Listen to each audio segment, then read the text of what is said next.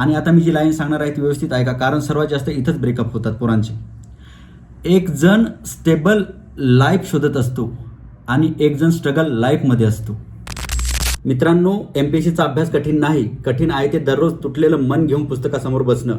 मग प्लॅन बी असो, घरचा प्रेशर असो, ब्रेकअप असो किंवा सिलेक्शन न झाल्याची भीती आणि अजून सब्जेक्ट जे की सिलेबसमध्ये नाहीत पण प्रत्येकाच्या आयुष्यामध्ये आहेत. तर आज आपण याच्यावरती बोलणार आहोत आणि आज मी मोटिवेशन देणार नाही तर खोटं सोडून खरं बोलणार आहे. तर व्हिडिओ शेवटपर्यंत नक्की बघा. आणि सर्व स्पर्धा परीक्षा देणाऱ्यांचा कॉमन प्रश्न ते म्हणजे सिलेक्शन झालं नाही तर. हा प्रश्न सर्वांच्या मनात असतो पण कोणी बोलत नाही, पण सगळे घाबरलेले असतात. पण खरं सांगू, एमपीएससी किंवा अदर कॉम्पिटिटिव्ह एक्झाममध्ये सिलेक्शन झालं नाही याचा अर्थ आयुष्य संपलं असं नसतं. कारण या प्रवासात आपण खूप काही शिकलो असतो. पेशन्स, डिसिप्लिन, कन्सिस्टन्सी, जे की आयुष्यात आपल्याला उपयोगी पडणार आहे. आणि सर्वात महत्त्वाचं म्हणजे अधिकारी बनणं हे एक स्वप्न आहे, पण ह्या प्रवासात आपण स्वतःला घडवणं हा खरा प्रवास आहे. आणि काही जणांना सिलेक्शन लवकर मिळेल आणि काही जणांना थोडा वेळ लागेल आणि काही जण दुसऱ्या फील्डमध्ये जाऊन खूप मोठं काही करू शकतील. सर्वात महत्त्वाचं म्हणजे एकच, थांबायचं नाही. आणि सिलेक्शन झालं तर खूपच छान, आणि नाही झालं तरी आपली मेहनत, अनुभव आणि संघर्ष आपल्याला आयुष्यात कोणत्या ना कोणत्या क्षेत्रात खूप मोठं बनवतील. फक्त स्वतःवरती विश्वास ठेवा आणि स्वतःच्या मेहनतीवरती विश्वास ठेवा आणि प्रयत्न करत राहा. आणि दुसरा प्रश्न म्हणजे प्लॅन बी, जो की ह्या क्षेत्रामध्ये सर्वात महत्त्वाचा आहे. आणि प्लॅन बी असणं का गरजेचं आहे ते आपण बघूया. समजा एमपीएससीचा प्रवास सुरू करताना बहुतेक लोक एक गोष्ट ठरवतात की मला अधिकारी बनायचंय. काही झालं तरी मला अधिकारी बनायचंय. आपण अभ्यास सुरू करतो, सकाळपासून रात्रीपर्यंत library, test series, PYQ analysis study करतो आणि आपण आपल्या आयुष्याचा खूप मोठा भाग एमपीएससीला देतो. पण एक सत्य आहे, एमपीएससी ही खूप मोठी स्पर्धा आहे. लाखो विद्यार्थी फॉर्म भरतात.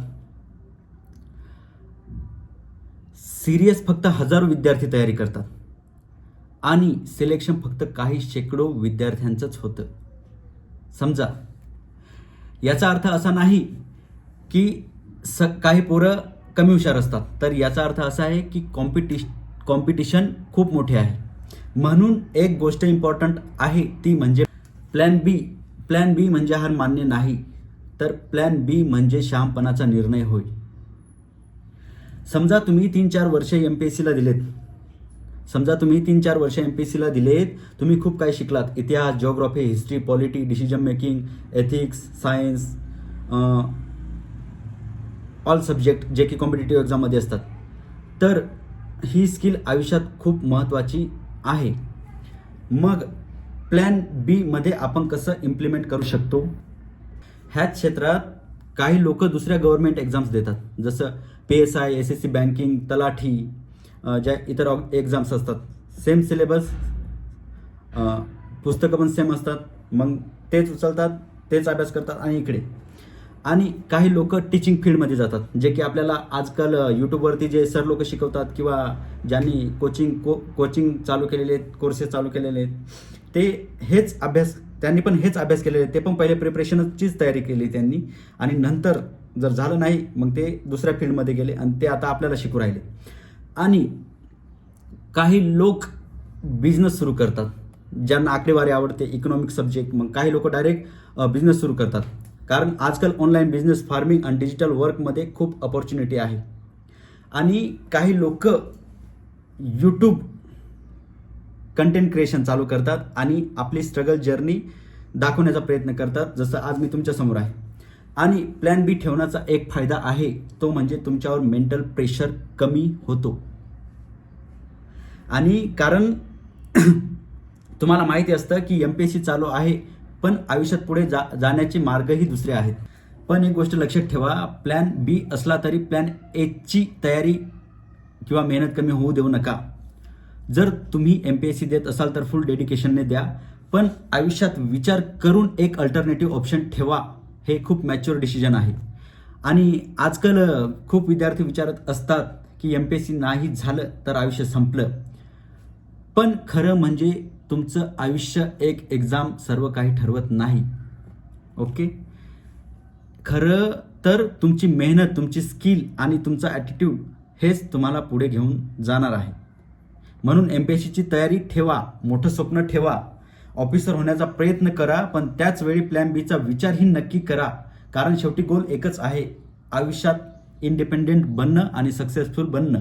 एक्झाम हा फक्त एक मार्ग आहे, पण मार्ग नेहमी एकच नसतो. तर तिसरा प्रश्न म्हणजे स्पर्धा परीक्षेची तयारी करत असताना एक गोष्ट खूप जणांच्या लाईफमध्ये होते, ती म्हणजे रिलेशनशिप आणि कधी कधी ब्रेकअप. सुरुवातीला खूप सगळं छान असतं, तुम्ही अभ्यास करत असता, ती तुम्हाला मोटिवेट करत असते, तू ऑफिसर होशील असं सांगते आणि असं वाटतं हा माणूस आयुष्यभर आपल्यासोबत असेल.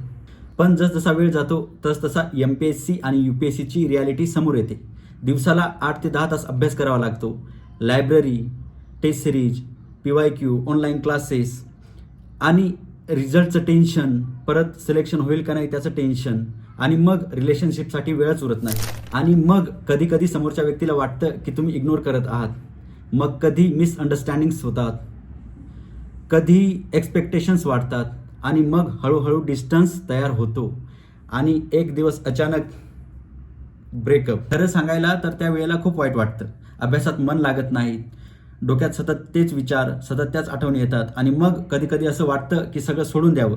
पण इथं आपण एक गोष्ट समजून घ्यायला हवी, MPSCचा प्रवास आधीच खूप टफ आहे आणि त्यात इमोशनल प्रेशर वाढलं की खूप कठीण होतं. आणि कधी कधी रिलेशनशिप टिकत नाही कारण दोघांचं टायमिंग वेगळं आहे. आणि आता मी जी लाईन सांगणार आहे ती व्यवस्थित ऐका, कारण सर्वात जास्त इथंच ब्रेकअप होतात पोरांचे. एक जण स्टेबल लाईफ शोधत असतो आणि एक जण स्ट्रगल लाईफमध्ये असतो. याचा अर्थ असा नाही की कुणीतरी चुकीचं आहे, कारण परिस्थिती वेगळी असते. म्हणून ब्रेकअप झालं म्हणून आपण तुटून जायचं का? तर नाही. कारण MPSCचा प्रवास आपल्याला एक गोष्ट शिकवतो, स्ट्रॉंग बनायला. कधी कधी आयुष्यात काही लोक येतात फक्त आपल्याला काहीतरी शिकवायला. कदाचित त्या अनुभवामुळे आपण अजून मॅच्युअर होतो, फोकस वाढतो आणि आयुष्याकडे वेगळ्या नजरेने आपण पाहायला लागतो. म्हणून तुम्ही MPSCची तयारी करत असाल किंवा अदर कॉम्पिटेटिव्ह एक्झामची तयारी करत असाल आणि अशा सिच्युएशनमधून जात असाल तर एक गोष्ट लक्षात ठेवा, तुमचं ड्रीम अजून जिवंत आहे.